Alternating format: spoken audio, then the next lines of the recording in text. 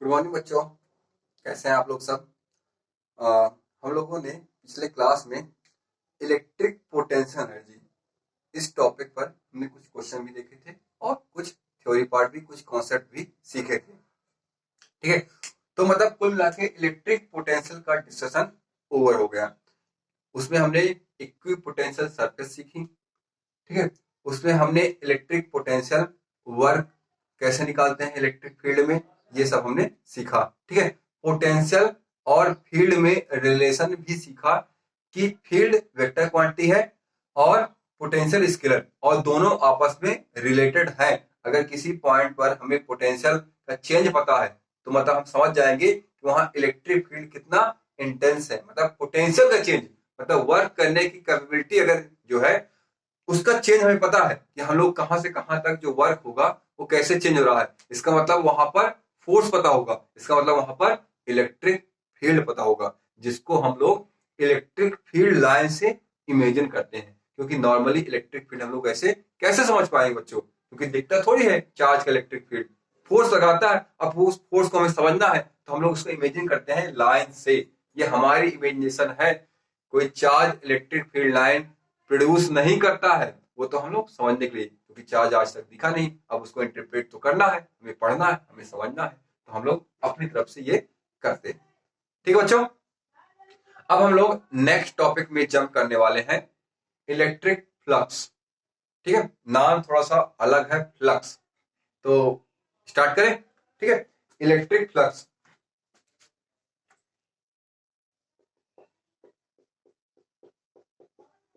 Electric flux देखो बच्चों, electric मतलब ड्यू टू चार्ज। ठीक है, और ये फ्लक्स है, ये एक नंबर है। फ्लक्स मतलब नंबर होता है।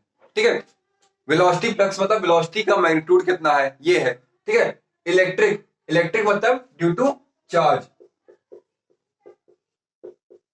Due to charge. ठीक है, देखो हमने इलेक्ट्रिक फील्ड को इलेक्ट्रिक फील्ड लाइन से पढ़ा था, इलेक्ट्रिक फील्ड को इलेक्ट्रिक फील्ड लाइन से पढ़ा था, इलेक्ट्रिक फील्ड लाइन से। ठीक है, अब वो लाइन कितनी है, नंबर। ठीक है, इंटेंसिटी तो हमें पता है, जितनी लाइन्स होंगी उतनी ज्यादा इलेक्ट्रिक फील्ड होगी, उतना ज्यादा फोर्स लगेगा। ठीक है ना। अब देखो बच्चों, अब ये नंबर कितना है, कितनी ज्यादा डेंस लाइन है, तो उस नंबर को लगभग, क्योंकि मैग्नीट्यूड हम लोग पढ़ रहे हैं, ऐसा इलेक्ट्रिक फ्लक्स हम अपने से पढ़ रहे हैं, हमें पता होना चाहिए कि लाइन्स डेंस है मतलब इलेक्ट्रिक फील्ड ज्यादा है। अब वो कितनी डेंस है, उसके मैग्नीट्यूड को डिफाइन करने के लिए हमने एक और क्वांटिटी डिफाइन की, जिसको बोलते हैं इलेक्ट्रिक फ्लक्स। ठीक है, इलेक्ट्रिक फ्लक्स जो है, अगर हम लोग सिंपल से वर्ड में देखें, ठीक है, तो ये ऐसा होता है, number of field lines passing through, pass करना है, passing through imaginary surface, imaginary surface, number of field lines passing through imaginary surface. ठीक है, अब देखो मैंने कहा ना नंबर ऑफ फील्ड लाइंस, देखो नंबर ऑफ फील्ड लाइंस ज्यादा कैसे होंगी, जब इलेक्ट्रिक फील्ड ज्यादा होगा, या कि जिस सरफेस से पास होना है। अब ऐसा सोचो बच्चों, मान लो एक सरफेस ये है, इससे 10 लाइन पास हो रही हैं, अब इस सरफेस को ऐसे बढ़ा दूं, इससे ज्यादा लाइन पास होंगी, मतलब 20 लाइन पास हो सकती हैं। मतलब फ्लक्स किस पर डिपेंड कर रहा है, मैग्नीट्यूड ऑफ इलेक्ट्रिक फील्ड और एरिया पर भी हो रहा है। ठीक है, अब एक और एग्जांपल मैं तुम्हें बता रहा हूं। ठीक है, जैसे जैसे मान लो कि ये एक कॉपी है, ठीक है, ये सरफेस है, इससे फील्ड लाइन ऐसे पास हो रही है। ठीक है, फील्ड लाइन ऐसे है तो पास हो रही है, मतलब इसको कट कर रही है सरफेस को। ठीक है, अब मान लो कि ये फील्ड ऐसे है, इस तरह से, इसके प्लेन के पैरेलल है। ध्यान देना बच्चों, बिल्कुल इस पर फोकस करना, दिमाग इस पर टिकाना अपना। ठीक है, बहुत इत्मीनान से सोचना क्या मैं समझा रहा हूं। ये फील्ड लाइन जो है इसके पैरेलल है, तो क्या बच्चों इसको कट कर पाएगी, नहीं कर पाएगी। तो भले ही फील्ड है, पर यहां पर फ्लक्स, मैंने क्या कहा, number of field lines passing, word सुनो, पासिंग, पास करना इसमें, तो अगर ऐसा है तो नहीं कर पाएगी। और अगर ऐसी है बिल्कुल इसके परपेंडिकुलर तो कर जाएगी। इसका मतलब क्या है, वो इलेक्ट्रिक फील्ड वेक्टर और एरिया वेक्टर इसके एंगल पर भी डिपेंड कर रही है। ठीक है, तो इसका मतलब है जो फ्लक्स है वो तीन क्वांटिटी पर डिपेंड कर रहा है। ठीक है, इलेक्ट्रिक फ्लक्स जो है तीन क्वांटिटी पर डिपेंड करता है। पहला, मैग्नीट्यूड ऑफ इलेक्ट्रिक फील्ड।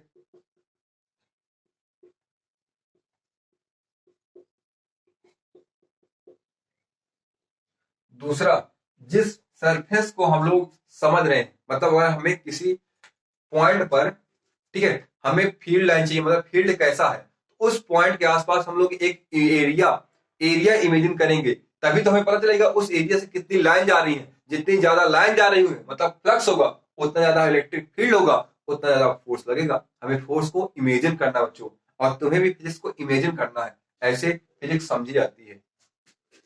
दूसरा, area of imaginary surface, area of imaginary surface. और तीसरा है बच्चों एंगल, एंगल पर भी डिपेंड करता है, angle between area and direction of area and direction of electric field.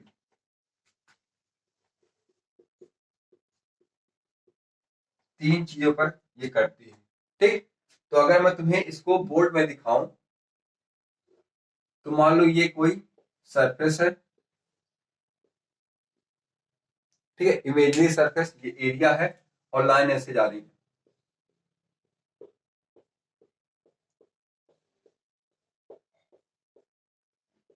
ठीक है, अगर इस सरफेस को कट कर रही हैं मतलब फ्लक्स होगा। यहां तक समझ में आ क्लियर है? ठीक है, तो इसका अगर हम लोग फॉर्मूला लिखें, अगर E कांस्टेंट है, इलेक्ट्रिक फील्ड कांस्टेंट है, देखो जो फिजिक्स पढ़ रहे हैं तो कुछ कठिन टर्म, कठिन चीजें आती ही रहेंगी। अब हमको ये हम पर है कि उसको कैसे सिंप्लीफाई करके समझना है और उसको दिमाग में बैठा लेना है। It is constant, E electric field vector quantity है, तो वो कांस्टेंट है, मतलब डायरेक्शन में भी और मैग्नीट्यूड में, दोनों में। तो जो फ्लक्स है वो ऐसे लिखा जाता है, फ्लक्स को ऐसे डिनोट करते हैं आई से। ठीक है, ई डॉट ए, ऐसे डॉट, क्योंकि बच्चों यहां पर एंगल भी आना है, तो ये है ई इंटू ए कॉस थीटा, थीटा है angle between E and area vector. ठीक है, देखो इसकी यूनिट होती है वेबर, ई एंड ए, उसके बीच में जो एंगल है उसको बोलते हैं फ्लक्स। ठीक है, अब देखो, अब मैं तुम्हें बोर्ड में और समझा रहा हूं इसको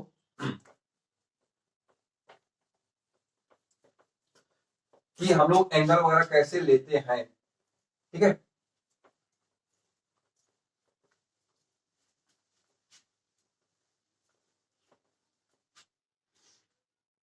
देखो बच्चों,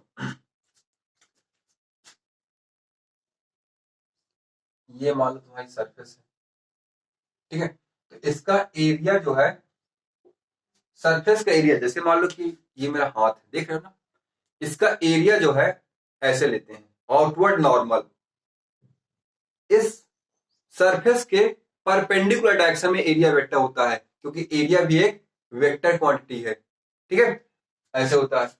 अब देखो मान लो इलेक्ट्रिक फील्ड लाइन ऐसे है, ये जो थीटा है इसके बीच में, इलेक्ट्रिक फील्ड और एरिया वेक्टर के बीच में।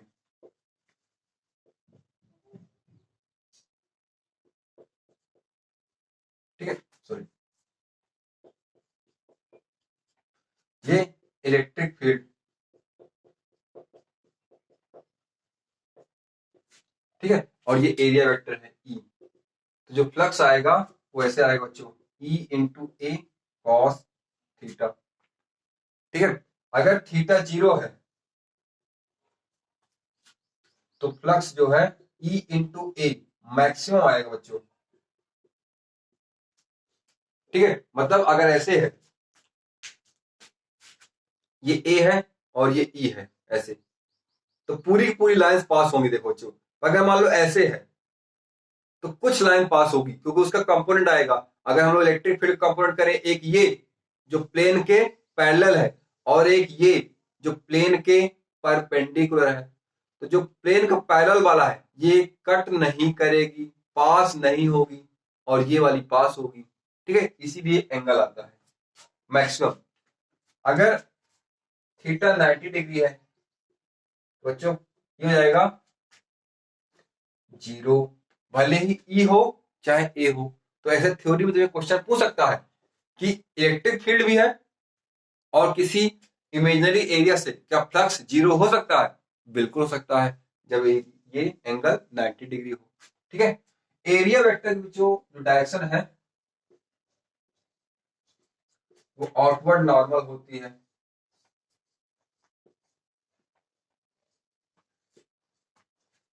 ठीक है, अब देखो बच्चों, इसमें हम लोग आगे चलते हैं। ये समझ में आना यहाँ तक कि ऐसे है number of field lines cutting या कि पासिंग थ्रू सरफेस है। ठीक है, और ई यहाँ पर कांस्टेंट है, तब हम लोग इस तरह से लिखते हैं।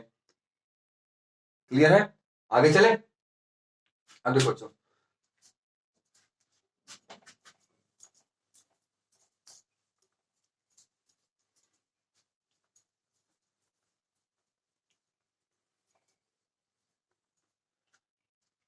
अब अगर ई कांस्टेंट नहीं है तो उसका भी फॉर्मूला तुम्हें बता देता हूं।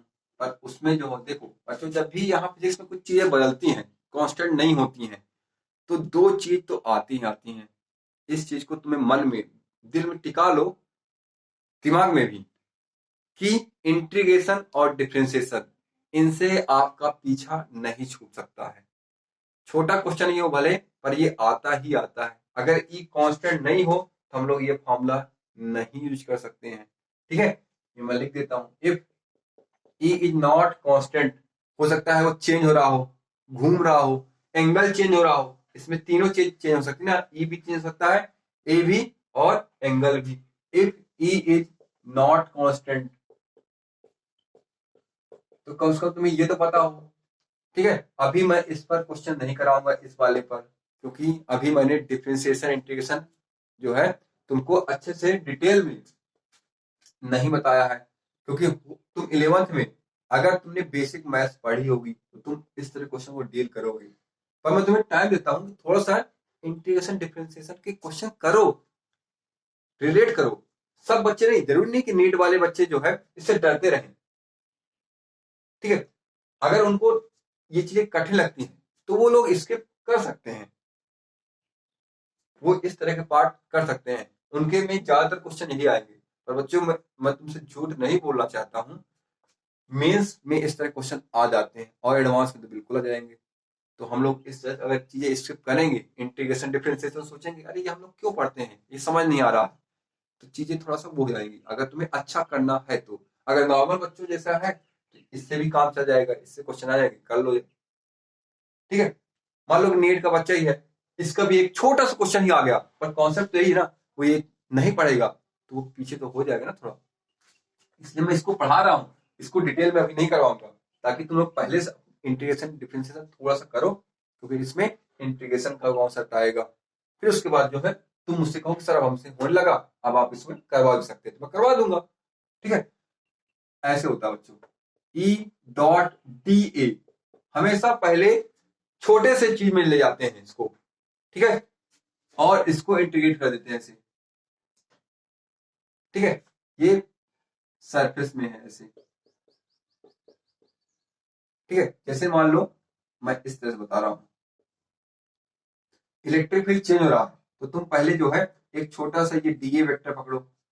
ठीक है, इस डीए में इलेक्ट्रिक फील्ड लगभग कांस्टेंट मानो, होगा ही, बहुत छोटा सा ना, इसीलिए यहाँ पर डीए मान लो ऐसे है, ई ऐसे है, ये थीटा है, क्योंकि ई चेंज हो रहा है। फिर हमें इस छोटे से फ्लक्स को लिखो। ठीक है, इस छोटे से फ्लक्स को ऐसे लिखेंगे, D five E dot D A. ठीक है, अब इसको अगर इंटीग्रेट कर देंगे तो ये टोटल फ्लक्स जाएगा इस पर, इंटीग्रेशन मतलब समेशन, तो ये जाएगा यहाँ पर एस, मतलब पूरे सरफेस में से ई डॉट डी ए। ठीक है, अगर ये ऐसा है, ये साइन ऐसे, इसका मतलब क्लोज सरफेस है। इसका मतलब क्या है? Close surface. अब देखो बच्चों, जो फ्लक्स है वो दो तरीके से पढ़ते हैं, एक ओपन सरफेस से और एक क्लोज सरफेस से, पर फॉर्मूला वही है। अगर ये ऐसा लिखा है तो क्लोज सरफेस है, और अगर ये ऐसे ओपन सरफेस है, देखो सिंपल से, ये हाथ है, ये ओपन सरफेस है, पर अगर मैं इसको ऐसे कर दूं, देखना, अगर मैं कह दूं कि इससे, ये देखो ऐसे कर दूं, ये क्लोज सरफेस जाएगी बच्चों। तो दोनों से हमें फ्लक्स पढ़ना है, अगर ऐसे है ओपन सरफेस, अगर ऐसे है क्लोज सरफेस, फॉर्मूला पर यही रहेगा।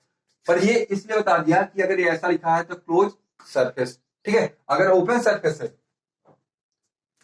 तो ये हो जाएगा ई डॉट डी ए रहेगा भाई, पर हम इसमें साइन नहीं लगाएंगे, ये हो जाएगा फॉर ओपन सरफेस। ठीक है, शुरुआत में हमें ओपन सरफेस ही पढ़ना है। ठीक है बच्चों, कंफर्टेबल हो ना, समझ में आ रहा हो ना, आगे चले। ठीक है, अब देखो, ये तुम्हारा इस तरह यहां हो गया। एक छोटे से एग्जांपल से शुरुआत करते हैं, करें। बिल्कुल सिंपल से एग्जांपल है, देखना कितना बेहतरीन समझ में आएगा। ट्रिकी क्वेश्चन है ये। एक सरफेस है इस प्लेन में, इस बोर्ड के प्लेन में, ठीक। चार्ज यहां पर रखा हुआ है ए बी सी डी। हमें पूछा है क्योंकि चार्ज का इलेक्ट्रिक फील्ड होगा तो इसका इलेक्ट्रिक फ्लक्स होगा। Find flux through A B C D. ठीक है, तो देखो बच्चों, इमेजिन करो इसको कि कैसे करेंगे इसको। पहले तो फील्ड लाइन बनाएंगे, ठीक है। हर क्वेश्चन को हमें इंटीग्रेशन डिफरेंशिएशन से ही नहीं सोचना है, पहले हमें दिमाग लगाना है। वो तो तुम्हें इस तरह की चीजें बता रहा हूं ताकि ये सब चीजें आती तो रहेंगी। सच्चाई तो यही है, तुम्हारा कॉन्फिडेंस बना रहे। तुम ऐसा ना सोचो कि चीजें हमें अलग से है, ये हमें नहीं पढ़नी चाहिए थी, हमको पढ़ाई जा रही है। अगर ऐसे दिमाग लाओगे तो वो थोड़ी दिक्कत क्रिएट करने लगता है। वो चीज मैं तुम्हें नहीं लाना चाहता हूँ। क्यों? पॉजिटिव चार्ज है तो देखो बच्चों, इसकी फील्ड लाइन ऐसे होंगी,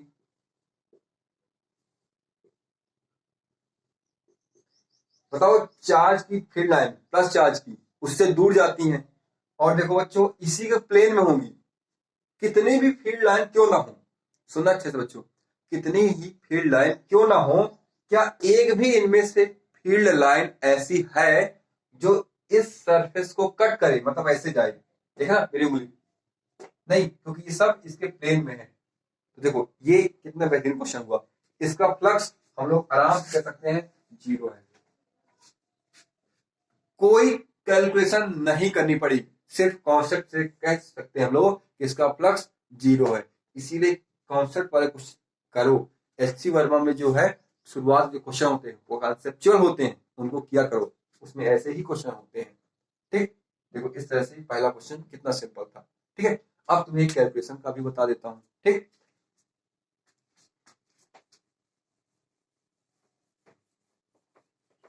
अभी जो मैं बच्चों पढ़ा रहा हूं तुम्हें, ये ओपन सरफेस पे पढ़ा रहा हूं, ठीक है, क्लोज सरफेस की नहीं पढ़ा रहा हूं। क्लोज सरफेस में फॉर्मूला वही रहेगा, ठीक है, पर उसके एप्लीकेशन ज्यादा है, ओपन सरफेस के कम है। ठीक है, क्लोज सरफेस में इसलिए है अंदर चार्ज वगैरह की फील्ड के बारे में भी हम लोग डिस्कस कर सकते हैं। ठीक है, अब देखो जैसे मान लो कि ये है,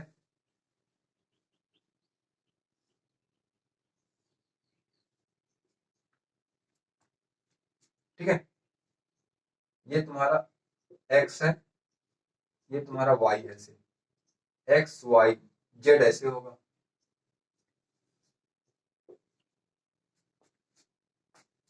ठीक है बच्चों, ध्यान से देखना, ये एक रेक्टेंगल, मतलब कि ये स्क्वायर ले चलो, स्क्वायर है, ठीक है, रेक्टेंगल जो भी लेना, स्क्वायर ले लेते हैं अभी। ये यहां से यहां तक 2 है, ये भी 2 है, 2 × 2 है। ठीक है, जो हमारा इलेक्ट्रिक फील्ड है वो ऐसे है, I cap plus 2j cap plus 3k cap. ठीक है, ऐसे है। देखो बच्चों, इसमें तुम्हें एंगल वगैरह अलग से नहीं पढ़ना है। अगर हमें वेक्टर आता है तो चीजें चुटकियों में आसान हो जाती हैं। ठीक है, इलेक्ट्रिक फील्ड देखो, यहाँ पर कुछ भी चेंज नहीं हो रही है, कुछ भी चीज चेंज नहीं हो रही है। इलेक्ट्रिक फील्ड कांस्टेंट है, किसमें? मैग्नीट्यूड में और डायरेक्शन में। इसका डायरेक्शन हमें लिखने की जरूरत भी नहीं है कि किस डायरेक्शन में है, पर हम लोग पता है ना ये चीज कांस्टेंट है। तो फ्लक्स सीधे सीधे जाता है ई डॉट ए, सिंपल सा। एरिया, एरिया लिखो बच्चों। ठीक है, एरिया लिखा हमने 2 × 2, एरिया हो गया। पर हमें एरिया वेक्टर लिखना है। तो देखो बच्चों, इसका हम लोग डायरेक्शन देखेंगे। ये किस प्लेन है बच्चों? वाई जेड प्लेन में है, वाई जेड प्लेन में ऐसे। तो इसका जो एरिया वेक्टर होगा, या कि हम लोग ऐसे ले लें, क्योंकि ओपन सरफेस में हम लोग आराम से कहीं ले सकते हैं, कन्वेंशन है, यहां ले सकते हैं या कि यहां ले सकते हैं। आउटवर्ड नॉर्मल जो है इसमें ऐसे डिफाइन नहीं हो पाता है। जैसे देखो, समझना इसमें, अगर मान लो मैं ऐसे ले लूं, ऐसे, तो इसमें आउटवर्ड नॉर्मल क्लोज सरफेस में डिसाइड होगा कि ऐसे बाहर जा रहा है जो। अगर मैं ये ओपन है तो चाहे मैं इसको ऐसे ले लूं, चाहे ऐसे ले लूं, चाहे मैं यहां देख रहा हूं तो ये आउटवर्ड नॉर्मल हो जाएगी। अगर मैं यहां से देख रहा हूं बच्चों तो ये आउटवर्ड नॉर्मल हो जाएगी। सेंस है अपना, फिजिक्स में देखना, समझ में आना। तो हम लोग कहीं भी ले सकते हैं, इसमें ओपन सरफेस है। ठीक है, तो अभी के लिए मैं जानता हूं क्या ले रहा हूं, इस डायरेक्शन ले रहा हूं, ऐसे।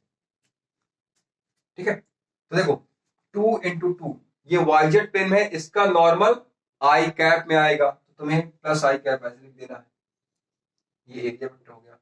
फ्लक्स हो जाएगा बच्चों ई डॉट ए, ऐसे कर दो, आई plus 2j plus 3k dot 4i। ये ई है, कांस्टेंट है। देखो ई यहां पर कांस्टेंट है, तभी ये फॉर्मूला लगा पाया हूं। तुम्हें ई ए और कॉस थीटा अलग से लिखना है, इसीलिए लिख दिया हूं। यहाँ पर डॉट होता है, तभी तो होता है ई ए इंटू कॉस थीटा। हमेशा ट्राई करो वेक्टर फॉर्म में लिखने की कोशिश करो, ताकि चीजें आसान हो जाए। देखो कितना आसान हो गई। अब देखो, यहाँ पर हम लोग जानते हैं डॉट प्रोडक्ट में I dot I 1, J dot J 1, के डॉट के 1, और जो नॉन इक्वल है, जैसे आई डॉट जे परपेंडिकुलर होते हैं, 0 होता है। ठीक है, इक्वल के साथ 1। देखो यहाँ पर 1, ये 1 है, इंटू 4, 4 पहले इनका मल्टीप्लिकेशन कर दो। ठीक है, आई डॉट आई 1, बाकी देखो जे डॉट आई 0, के डॉट आई 0, देखो 4 हो गया। हमने इस डायरेक्शन में पॉजिटिव माना इसको। ठीक, तो अगर पॉजिटिव माना तो प्लस हो जाएगा, अगर इस डायरेक्शन माना होता पॉजिटिव तो ये नेगेटिव हो जाता। ठीक है, मतलब इस डायरेक्शन अगर हमने पॉजिटिव माना है और इलेक्ट्रिक फील्ड ऐसे है, तो देखो पॉजिटिव है इस डायरेक्शन में, और इस डायरेक्शन को हमने पॉजिटिव माना होता तो ये नेगेटिव हो जाता।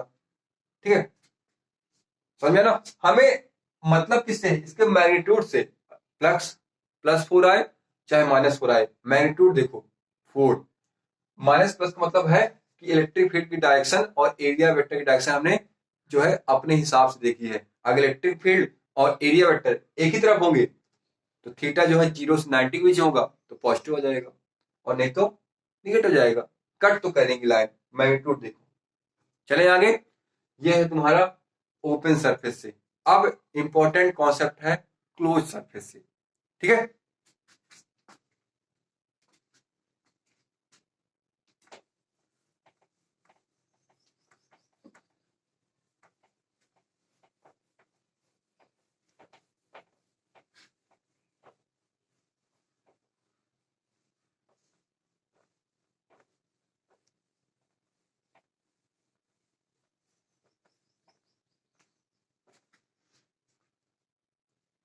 इलेक्ट्रिक फ्लक्स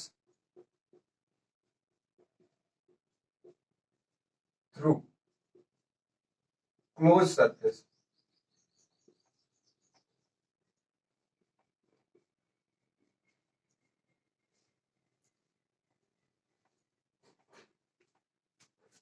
ठीक है, electric flux through close surface. Concept बच्चों वही है, ई डॉट ए। अगर ई डॉट ए कब, जब इलेक्ट्रिक फील्ड कांस्टेंट हो, और नहीं तो उसको छोटे से पार्ट में इंटीग्रेट करना पड़ता है।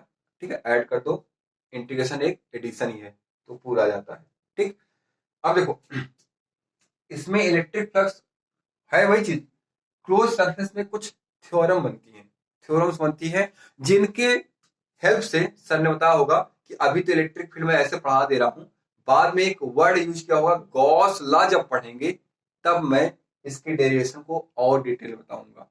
ठीक है, तो electric flux through close surface में जो है पहला आता है गॉस लॉ। ठीक है, उसके पहले मैं तुम्हें ये बता दूं, जैसे ये है, ये क्लोज सरफेस है, तो आउटवर्ड नॉर्मल ऐसे लेते हैं बच्चों,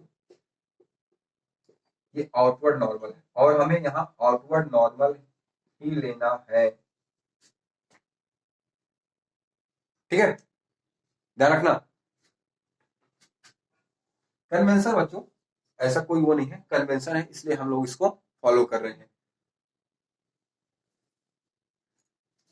देखो अगर ये ऐसे है, लाइन ऐसे पास हो रही है, ठीक है, तो जैसे देखो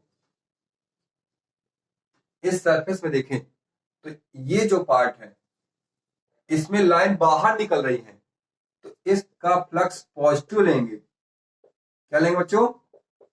पॉजिटिव, क्योंकि हम लोग आउटवर्ड नॉर्मल की बात कर रहे हैं, आउटवर्ड नॉर्मल को हमें पॉजिटिव लेना है।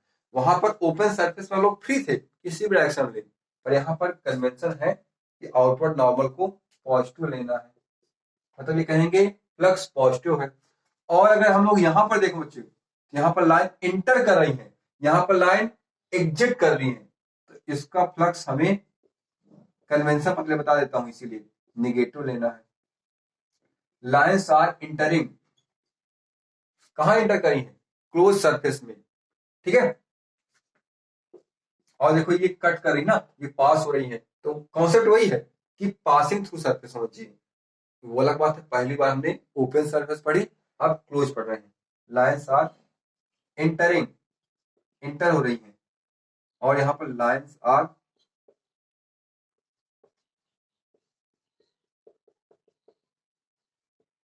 एग्जिट कर रही हैं। ठीक है, ये कन्वेंशन है, इसको हमें फॉलो करना है, इसके आगे मैं तुम्हें बताना चाह रहा हूं, समझ में आप? ठीक है, अब देखो सबसे पहले इसमें है गॉस लॉ। इसमें कौन सा law? Gauss law.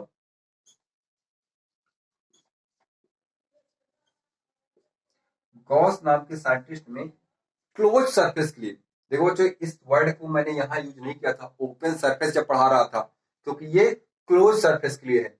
Gauss law जो है क्लोज सरफेस के लिए है। ठीक है, तो गॉस ने एक रूल दिया था क्लोज सरफेस के लिए। मैं बच्चों मैं तुम्हें बता दूं, क्योंकि बहुत बार थ्योरी पार्ट में पूछा जाता है। गॉस लॉ जो अप्लीकेबल है,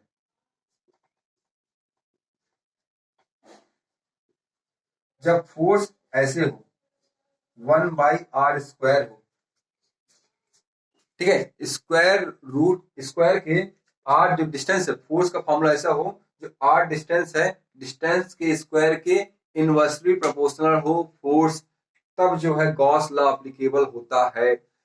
बच्चे यहाँ पर पॉइंट चार्ज का जो इलेक्ट्रिक फील्ड है वो होता है KQ/r²। KQ/r² मतलब यहाँ पर वही वाला है, यहाँ पर अप्लीकेबल है। ऐसे ही ग्रेविटेशन फील्ड में भी बाई r² होता है, तो गॉस लॉ वहां भी लगा सकते हैं। बिल्कुल, ये थ्योरी पार्ट में नीट में कई बार पूछा गया है ये कि कब अप्लीकेबल है। ठीक है, गॉस लॉ के लिए सिर्फ एक चीज है, ये होना चाहिए, और क्लोज सरफेस। ठीक है, हम लोग आराम से लगा सकते हैं। तो अब बच्चों इसका स्टेटमेंट देखते हैं, देखें।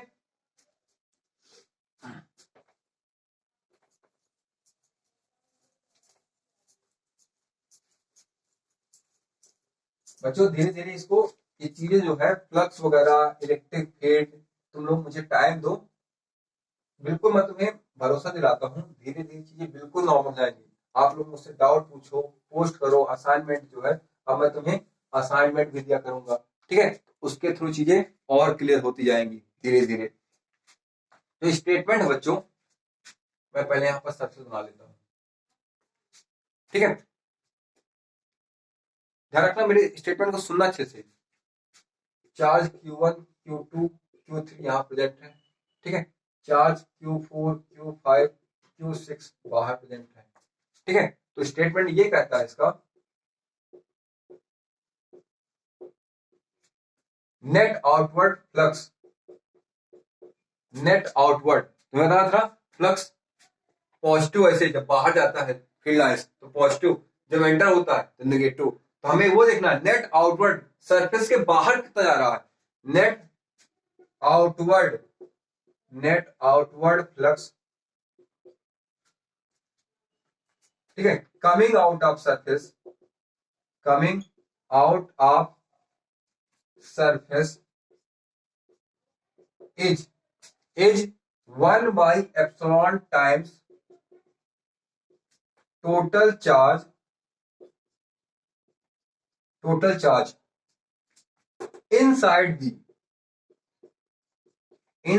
The surface. ये है इसका statement, inside the surface total charge. मतलब ऐसे अगर हम लोग ये देखें E डॉट डी, यही तो होता है बच्चों टोटल फ्लक्स, और इसका मतलब क्लोज सरफेस, ये flux equal to 1/epsilon times into total charge inside the surface. बाहर से मतलब नहीं रहता है, total charge inside the surface, ठीक है। अब देखो ये तुम्हारा स्टेटमेंट है, एप्लीकेबल है ऐसे। ये जो सरफेस बनती है, ठीक है, इसको बोलते हैं गॉसियन सरफेस। जब हम लोग फील्ड निकालेंगे तो डिफरेंट डिफरेंट गॉसियन सरफेस देखेंगे, ठीक है, गॉसियन सरफेस। अब देखो बच्चों, ये थ्योरी पार्ट में कई बार नीट में भी ऐसा क्वेश्चन पूछा जा सका है कि ये Q1 Q2 Q3 किस पर डिपेंड करता है फ्लक्स, ठीक है। तो देखो मैं तुम्हें यहाँ पर कुछ नोट बनवा के यहाँ पर लिख देता हूं, जरूरी है उसको पढ़ना, ताकि तुम्हें क्वेश्चन में एंटर करने के पहले थ्योरी पार्ट मजबूत रहे कि क्या है गॉसियन सरफेस कैसे बनाते हैं, फ्लक्स कैसे लेते हैं, प्लस लेते हैं माइनस लेते हैं, अंदर के चार्ज से क्या फर्क पड़ता है, बाहर के चार्ज से क्या फर्क पड़ता है, ठीक है। तो देखो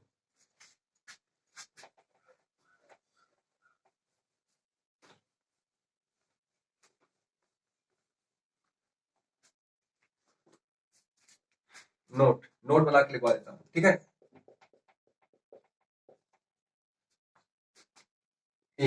फ्लक्स, देखो ये फ्लक्स है, नेट आउटवर्ड फ्लक्स है। Flux depends only upon charge inside the surface. Charge अंदर की चार्ज कितना है उस पर डिपेंड करता है, not on charge outside the surface. Outside के साथ चार्ज पर डिपेंड नहीं करता है, अंदर कितना टोटल चार्ज है, ठीक है। जो टोटल चार्ज है उसको विथ साइन लेना बच्चों, टोटल ऐड करना है साइन के साथ, ठीक है। तो यहां देखो टोटल चार्ज साइन के साथ है, अगर टोटल चार्ज पॉजिटिव है तो फ्लक्स जो है पॉजिटिव आएगा, मतलब नेट लाइंस बाहर आएंगी, और अगर निगेटिव है तो फ्लक्स जो है बच्चों ये निगेटिव आएगा, मतलब लाइंस एंटर करेंगी, ठीक है। ये ए है।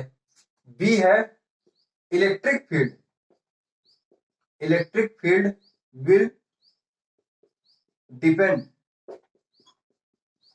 अपॉन बोथ चार्जेस, दोनों चार्ज पे करेगा। इलेक्ट्रिक फील्ड तो इसका भी होगा ना, Q5 Q4 Q5 Q6 का, और इनका भी होगा, आउटसाइड एंड इनसाइड। देखो बच्चों ये दोनों चीज बहुत कंट्राडिक्शन टाइप की है, फ्लक्स सिर्फ अंदर वाले पर होगा, बाहर वाले पर नहीं।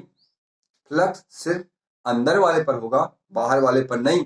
इलेक्ट्रिक फील्ड दोनों के कारण होगा, आउटसाइड और इनसाइड। ठीक है, तो फ्लक्स जो है तीन क्वांटिटी का होता है, ई, ए और एंगल। हो सकता है कि ई और ए हो पर एंगल 90 डिग्री हो हर समय पर, तो फ्लक्स 0 हो सकता है। ठीक है, तो इस तरह क्वेश्चन कॉन्सेप्चुअली तुमसे पूछे जा सकते हैं। मैं तुम्हें रेफर कर रहा हूँ एससी और में ऐसे क्वेश्चन दिए हैं, उनको जाके पढ़िए और ये दोनों को जरूर पढ़िए। ठीक है, ये इस तरह से इसका है और इसका जो एप्लीकेशन है हम लोग नेक्स्ट क्लास में डिस्कस करेंगे। तब तक आप इन चीजों को समराइज करिए और दिमाग में इनको बैठाइए, इनको समझिए। ठीक है बच्चों, मिलते हैं अगले क्लास में।